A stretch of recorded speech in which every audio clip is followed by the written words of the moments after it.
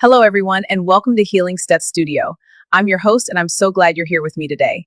Today, we'll be exploring how small, intentional steps can lead to big changes in our lives. There's a moment many people experience. You start to feel a little more like yourself again.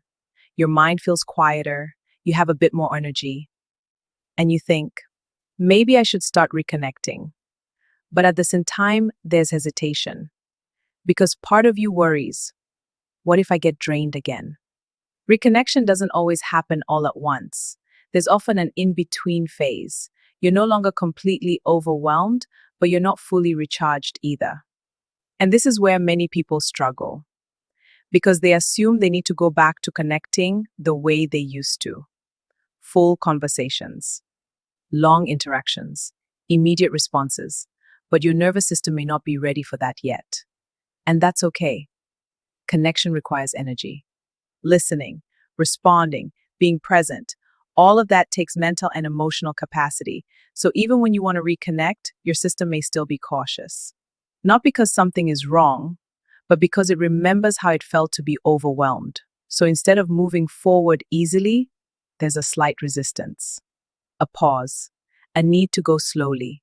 One of the most common patterns this, people either withdraw completely or they push themselves back into full engagement too quickly. And both can feel uncomfortable. Pulling away completely can lead to isolation, but jumping back in too fast can lead to feeling drained again. So the goal is not all or nothing. The goal is gradual reconnection. Reconnection doesn't have to be overwhelming.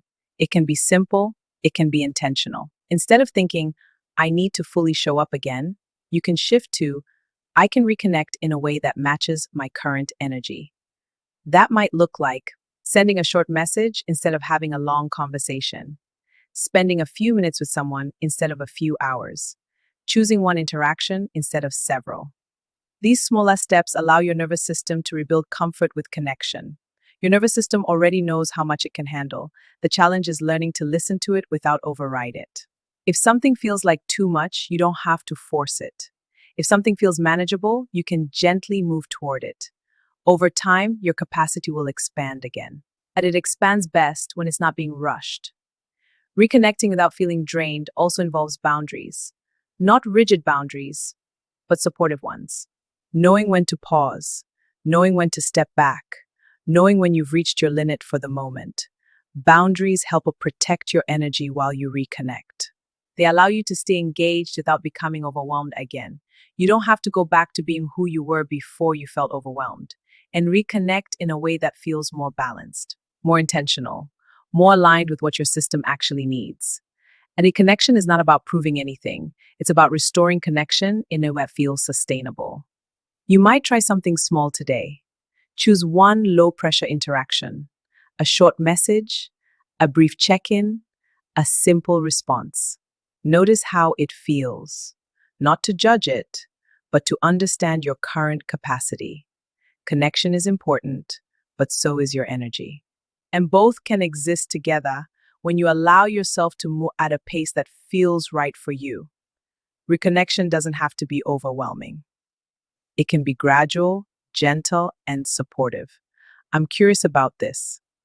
When you start reconnecting after feeling mentally tired, do you prefer to take it slowly, or do you feel pressure to jump back in fully?